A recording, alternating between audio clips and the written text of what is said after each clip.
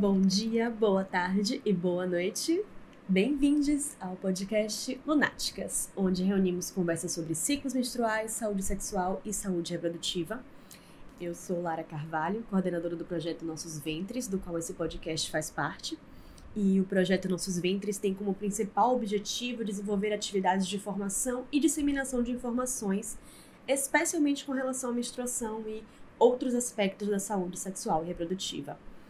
O projeto Nossos Ventres é apoiado pelo edital Ela Decide, que é uma parceria entre o Fundo Elas e o UFPA para apoiar ações de formação e informação em saúde sexual e reprodutiva. O Fundo Elas é o Fundo de Mulheres do Brasil, que desde 2000 mobiliza e investe recursos em iniciativas que promovem o protagonismo e os direitos das mulheres.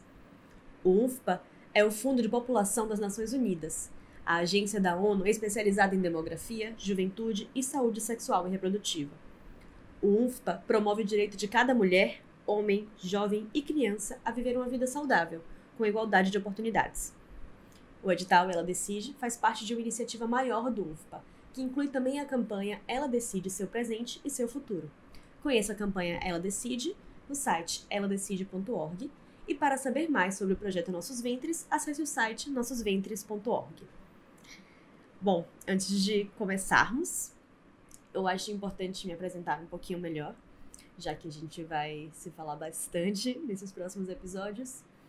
Como já falei, meu nome é Lara Carvalho, eu sou formada em produção cultural e sou mestre em comunicação e cultura pela Facom e pelo Poscom da UFBA. Meus focos acadêmicos são a produção audiovisual de mulheres, profissionais mulheres especialmente, linguagem audiovisual, personagens ficcionais e arquétipos. Eu sou produtora audiovisual e cultural, roteirista, diretora, montadora. E há 8 anos eu comecei a pesquisar ginecologia autônoma, ciclos menstruais, arquétipos femininos.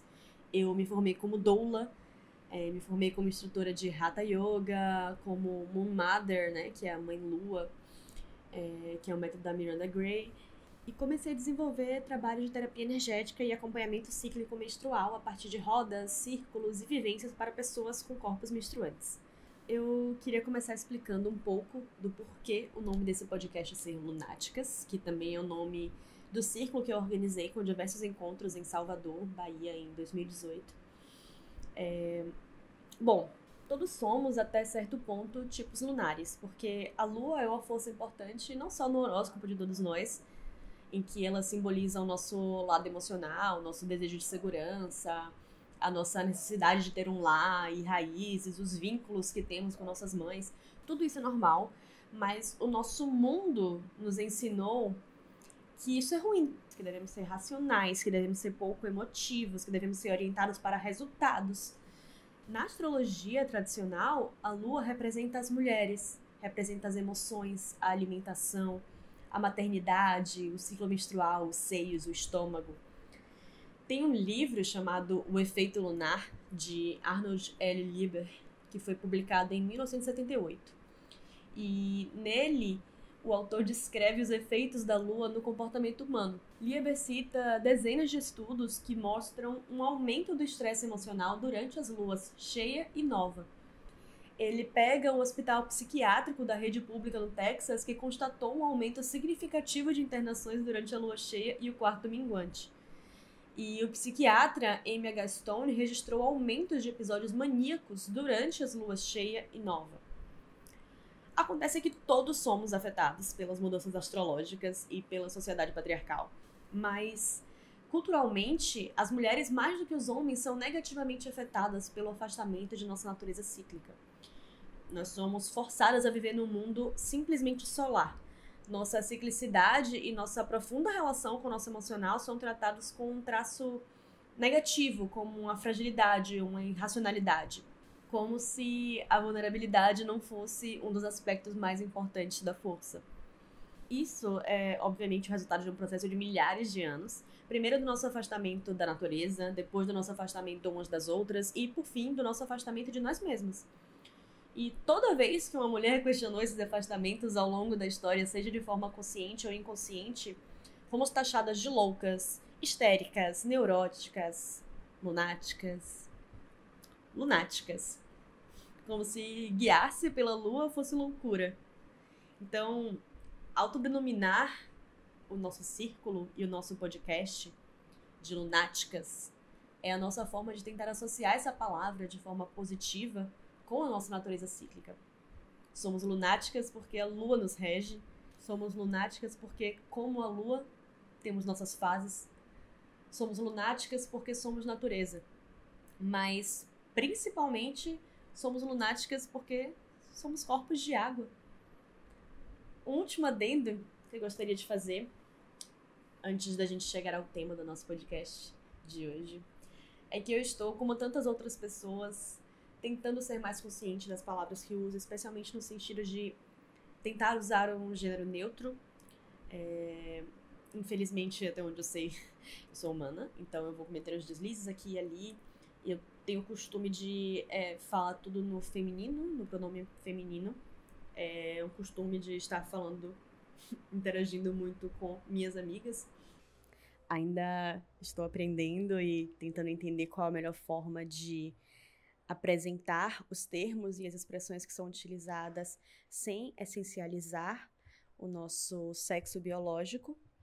Então, aceito críticas construtivas também. E dito isso, no episódio de hoje a gente vai falar sobre a história da ginecologia e dos anticoncepcionais, que é um tema que me interessa muito desde que comecei a estudar de forma autônoma a ginecologia natural.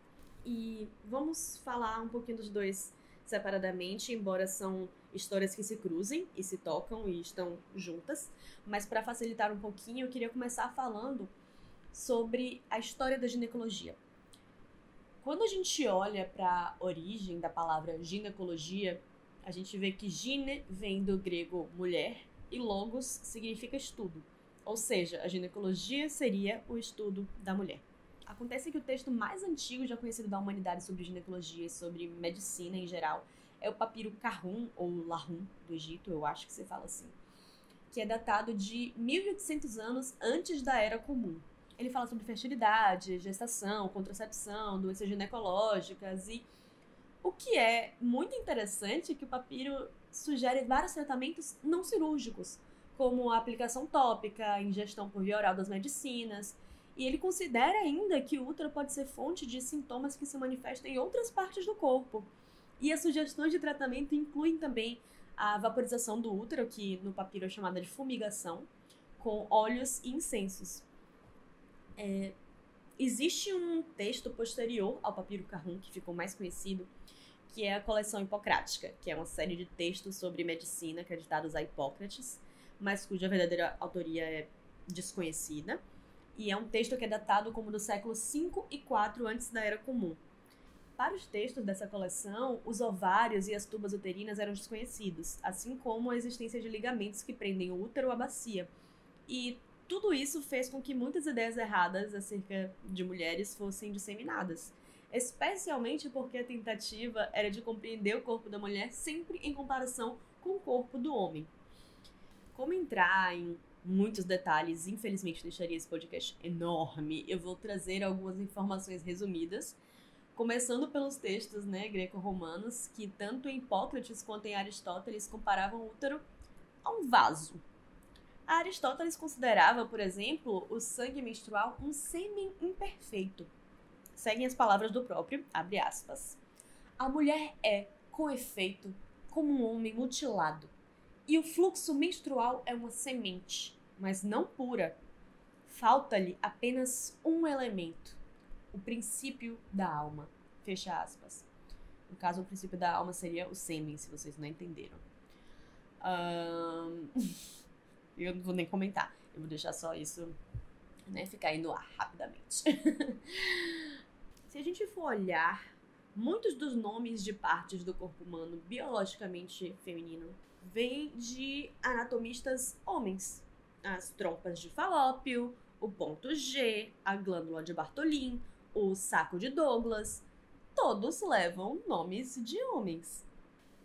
O nome Ímen, inclusive, foi usado por Andreas Vesalius e se refere ao deus grego do casamento, Ímen, que, conforme conta a lenda, morreu na noite do seu casamento e agora nomeia uma parte exclusivamente do corpo biológico feminino.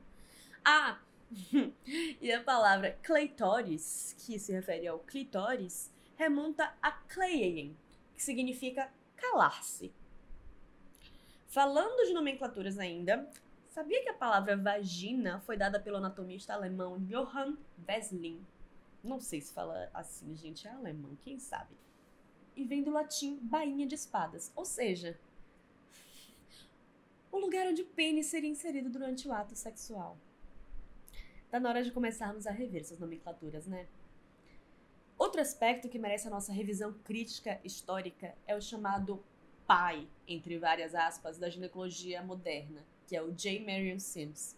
As técnicas que deram tanta fama a Sims foram desenvolvidas conforme ele operava em 12 mulheres negras escravizadas, sem o uso de anestesia. Em uma das mulheres, chamada Anarca, ele operou 30 cirurgias sem anestesia. Até mesmo outros médicos e estudantes perderam interesse em assistir Sims durante os 4 anos em que ele fez esses experimentos no fundo do seu quintal. E ele acabou fazendo, sabe o quê? Ele acabou recrutando as outras mulheres negras escravizadas que estavam se recuperando de suas próprias cirurgias para assisti-lo. E aí, em 1855, ele fundou o Hospital da Mulher em Nova York e se tornou conhecido por cirurgias como a remoção do útero, dos 2 ovários e até mesmo a remoção do clitóris das mulheres para controlar a histeria ou comportamentos considerados sexualmente impróprios pela sociedade. Bom, acho que cabe também falar que em 2018 a estátua de Sims, que já havia sido vandalizada com a palavra racista escrita em vermelho, foi retirada do Central Park após a manifestação supremacista branca de Charlottesville que resultou na morte de um contra-manifestante. Pelo menos na história da ginecologia, encontramos também figuras como Trota de Salerno, a primeira ginecologista mulher de que temos registros. Italiana, ela faleceu em 1097 e recomendava uma alimentação balanceada, a prática de exercícios físicos regular, massagens com óleos aromáticos e os cuidados com higiene pessoal para prevenir problemas de saúde, especialmente ginecológicos. Ela escreveu diversos artigos e tratados, o mais famoso dele sendo dedicado ao período da gravidez e também ao período do pós-parto, e também escreveu um livro que ensina a fazer cosméticos em casa, a lidar com picadas de cobra e a diminuir os desconfortos pré-menstruais, chegando a testar diversos chás de ervas. Claro, Trota estava longe de ser uma mulher perfeita. Ela chegou a reproduzir preconceitos como a ideia de que o corpo da mulher era mais sensível do que o corpo do homem e, apesar de utilizar como fontes a literatura médica dos árabes, gregos e romanos, ela nem sempre lembrava de citar suas fontes. Temos alguns outros fatos que são importantes de mencionar na história da ginecologia. Em 1965, uma rede feminista chamada Jane começou a atuar em Chicago, nos Estados Unidos, possibilitando abortos gratuitos e seguros para diversas mulheres. A publicação do livro Our Bodies, Ourselves, que foi organizado por Nancy Miriam Hawley e pelo Coletivo do Livro de Saúde das Mulheres de Boston em 1969, se tornou um clássico feminista. E daí, desde os anos 80, especialmente com o crescimento da cultura punk, mulheres de diversos países começaram a trocar cada vez mais conhecimentos. Primeiro através de zines, depois de cópias de livros que encontravam em bibliotecas públicas ou pessoais. Na América Latina, especialmente mais recentemente, a abordagem feminista de ginecologia voltou com força, com esse intuito de promover a autonomia das mulheres sobre seu próprio corpo. Vale lembrar que aqui no Brasil, em 1808, Dom João VI fundou a primeira escola médica do Brasil, aqui na Bahia, e o conhecimento médico introduziu e determinou definitivamente a presença da figura masculina tanto nos cuidados da gestação como no parto. As consequências disso são vistas até hoje. O Brasil vive uma epidemia de cesáreas com a taxa de mais de 55% de cirurgias cesarianas. E ainda bem que estamos vendo um novo destaque ser dado às mulheres parteiras, doulas e aos conhecimentos tradicionais, como os das comunidades indígenas e quilombolas. Isso é uma construção e uma recuperação de anos e que vai levar ainda mais anos para voltar a se difundir. E agora que a gente falou um pouco sobre essa história da ginecologia, a gente pode falar também sobre a história dos anticoncepcionais. Durante a história da humanidade como um todo, sempre houve diversas tentativas de separar a relação sexual da reprodução. Antes da invenção dos anticoncepcionais como os conhecemos hoje, várias tentativas de controle da concepção foram feitas. No Egito Antigo, era usada goma arábica no canal vaginal, porque ela era nociva ao espermatozoide.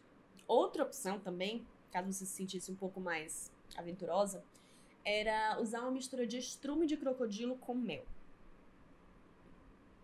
Que tal? Na Grécia, Hipócrates prescrevia a injeção de sementes de cenouras selvagens para prevenir a gravidez, e Dioscórides prescrevia a ingestão de extrato de madressilva por 1 mês para produzir infertilidade masculina.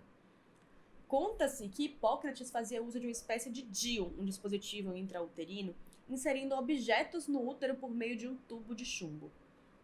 Na China, o mercúrio, que inclusive é um veneno poderosíssimo, era utilizado como bebida quente para que a mulher não engravidasse ou abortasse. Em 1970, uma pesquisa administrou óleo de semente de algodão em homens com sucesso absoluto de esterilização, tanto que alguns deles jamais voltaram a ser férteis. No Ocidente, no século XVII, popularizaram a prática do coito interrompido, após descobrir que o sêmen poderia ter algum papel na gravidez. No século XVIII, muitas coisas eram utilizadas como preservativos masculinos, mas principalmente vísceras de animais, especialmente bexigas e intestinos, eram utilizados como preservativos masculinos. Em 1833, na Alemanha, Frederick Wilde desenvolveu um diafragma feminino. Em 1870, outro alemão, Menzinger, desenvolveu uma nova versão.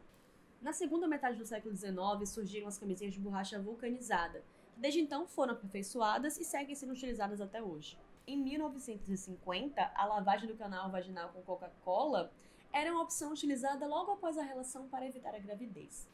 Sabendo que a Coca-Cola chega a desentupir pias, né, a gente fica imaginando qual o efeito disso no nosso corpo.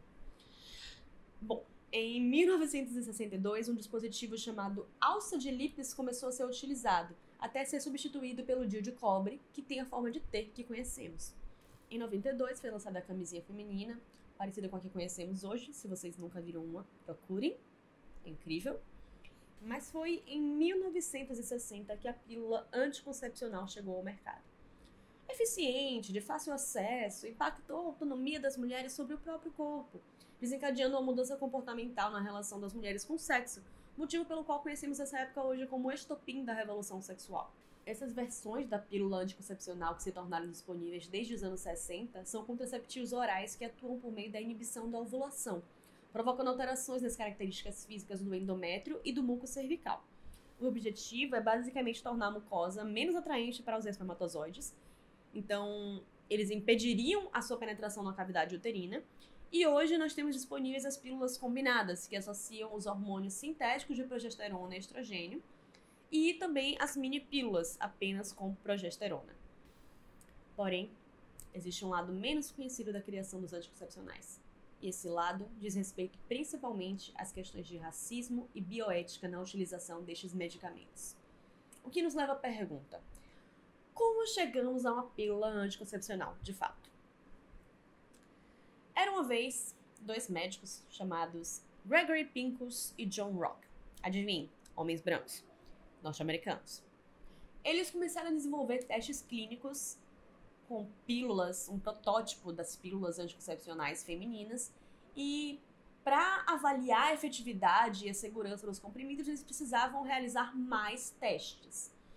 Infelizmente, lá em Boston, eles não conseguiram um número suficiente de mulheres voluntárias. Diversas voluntárias, inclusive, abandonaram os testes clínicos devido a dores, a coágulos sanguíneos, hemorragias, náuseas. A pesquisa foi financiada pela bióloga e filântropa Catherine McCormick através de Margaret Sanger, que foi uma sufragista e ativista pelo controle da natalidade. Guardem esses dados, guardem esses nomes.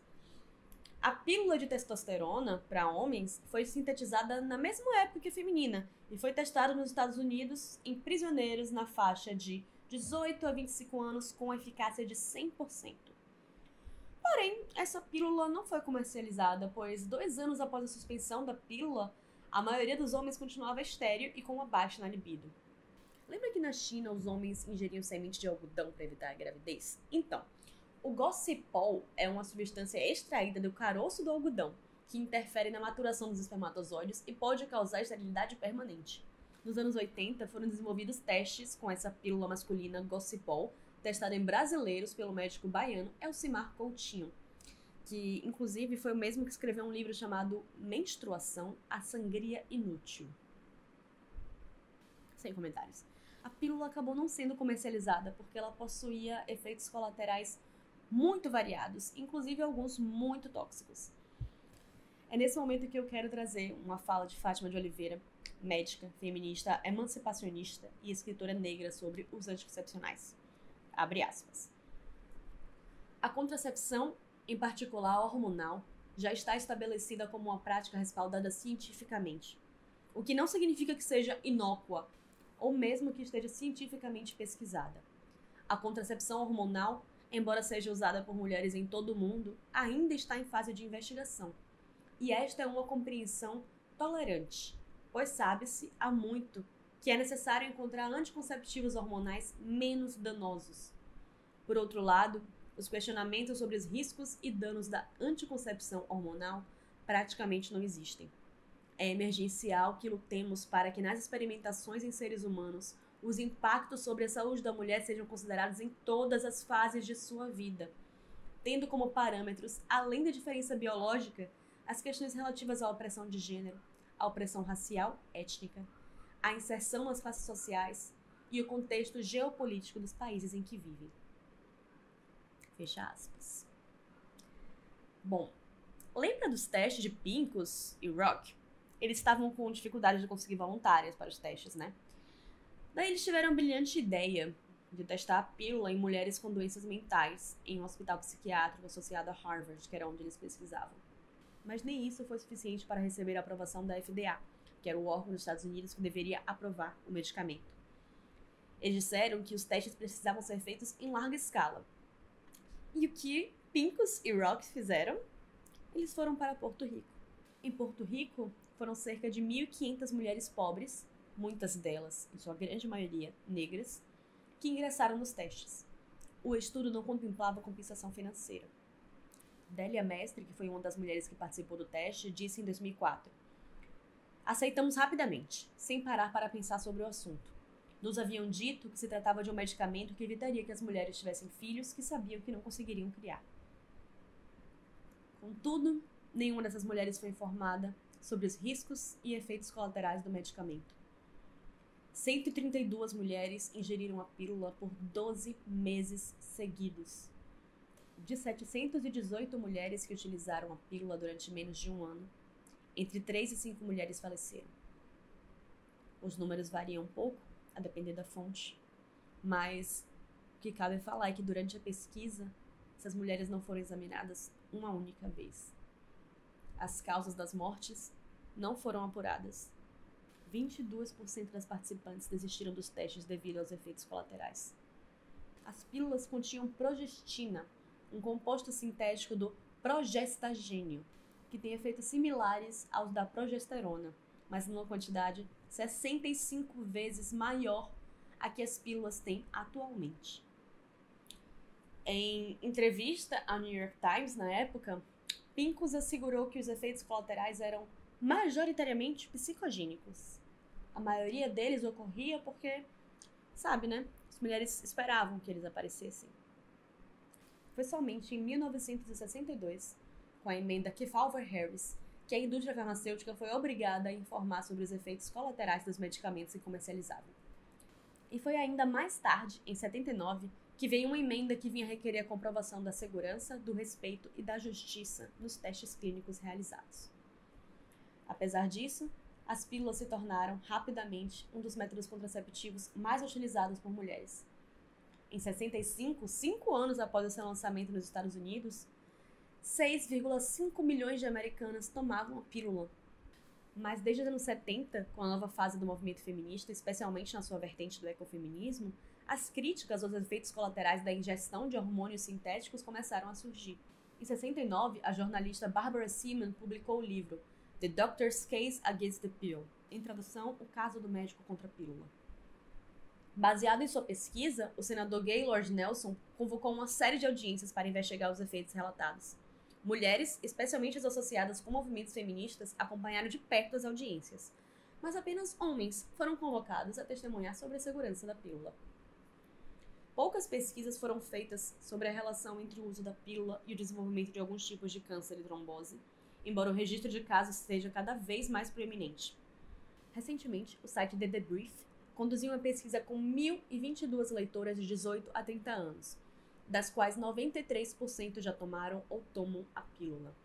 Dessas, 45% declaram ter experimentado ansiedade e outras 45% relataram sofrer depressão. 46% declararam que tomar a pílula diminui a libido e 58% perceberam o impacto negativo da pílula na saúde mental.